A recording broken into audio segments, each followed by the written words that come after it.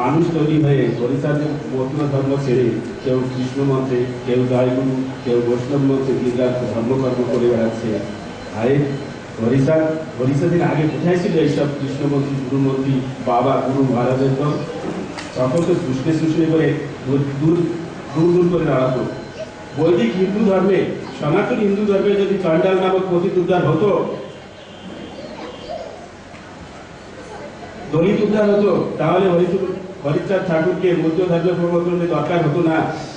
তিনি ভালো করেই জানতেন বৈদিক হিন্দু ধর্মে এদের স্থান নেই। আর যদিও অধিকার কেউ দেয়, সে তার স্বার্থ সিদ্ধির জন্য দেয়। তো বৈদিক আচার বিধি মেনে চলা এদের দ্বারা সম্ভব নয়। তাই তো তিনি সমস্ত আচার বিধি ছুড়ে ফেলে সহজ সরল 4 অক্ষরের নাম দিলেন হরিবল। এই হরিবল নাম নিতে তিলক কাটতে হয় না, মালা টিপা লাগে না, সংসার ত্যাগ করে সন্ন্যাসী হতে হয় না। তাই হরিচাঁদ বলেছেন, যাগযজ্ঞ, তন্ত্র মন্ত্র, পূজা পার্বণ, দীক্ষা শিক্ষা কোনো কিছু নাহি প্রয়োজন, হরিনাম মহামন্ত্র জানো সর্বজন। তিনি আরো বলেছেন, গারস্থ আশ্রম ধর্ম ভূতলে নরের জন্য সর্বতীর্থ সর্বপূর্ণ গৃহাশ্রমে রয়।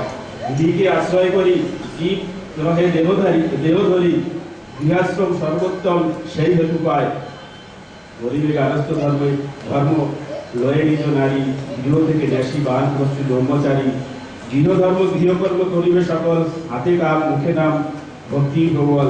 গৃহধর্ম রক্ষা করি বাক্য সত্য পায়, বানপ্রস্তি পরমহংস তার তুল্য নয়। জীবে দয়া নামে বেশি মানুষের নিষ্ঠা, ইহা ছাড়া আর যত সব ক্রিয়া ভ্রষ্টা। দীক্ষা নাই করিবে না তীর্থ পর্যটন, মুক্তি স্পৃহা শূন্য নাই সাধন ভজন। পরপতি পরসতী স্পর্শ না করিলে, না বজ হরিকে, হরি তোমাকে বুঝিবে। এর থেকে সহজ সরল আর কি চাই? যাদের ধর্মের অধিকার ছিল না তাদের দিয়েছিলেন ধর্ম করার অধিকার, শিক্ষার অধিকার, সামাজিক অধিকার। নাইবা মানলাম হরি গুরুচাঁদকে অবতার বা ভগবান, কিন্তু তাদের কথা কি করে ভুলে যায়? নবশূদ্রের মধ্যে কোন ধর্ম করার আগে কমপক্ষে শ্রী শ্রী গুরুচাঁদ চরিত, শ্রী শ্রী চরিত্র শুধু অবশ্যই পড়া উচিত। তারপর যদি কাউকে তার অন্য কোনো ধর্ম করতে ইচ্ছা হয়, খুশি খুশি করুক।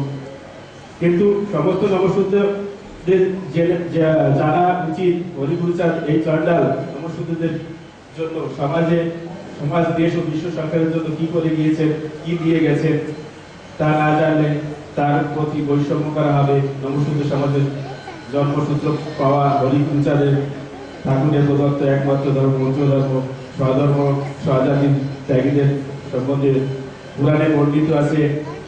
স্বজাতি আচার ত্যাগে যেই দুষ্টজন, পরধর্মে উন্নত থাকে সর্বজন। মহাপাপী বলিতারে সর্বশাস্ত্রে পায়, দারুণ যাতনা সেই পায়ে জমালয়।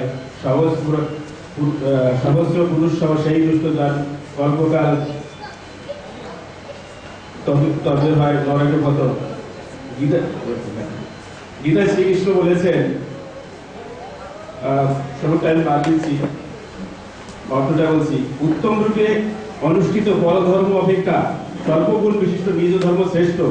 স্বধর্মে মৃত্যু ও কল্যাণকারী, কিন্তু পরধর্মে প্রদত্তকারী ভয় প্রদানকারী বিপজ্জনক।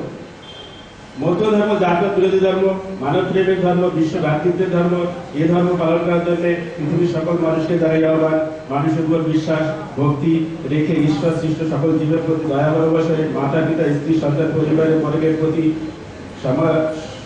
সমান ভাব ভালোবাসা এবং দায়িত্ববোধের সঙ্গে সচ্চরিত্রবান হয়ে শিক্ষার মাধ্যমে মেরুদণ্ড সোজা করে খাঁটি মানুষে পরিণত হওয়ার নির্দেশ দিয়েছে এই বৌদ্ধ ধর্ম। জয় জয় গুরুচাঁদ, জয়।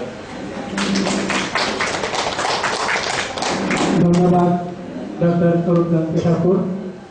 উনি জীবনে প্রথমবার মাইকের সামনে দাঁড়ালেন, তবু উনি অ্যাকচুয়ালি মোস্টলি ইন্টারনেটে লেখালেখি করেন, যার জন্যে ওই দিকটা ওনার বেশি ভালো লাগে। কারণ আমাদের সঙ্গে মাঝে মাঝে ইন্টারনেটের মাধ্যমে ওনাদের সঙ্গে অনেক তথ্যের আদান প্রদান হয়।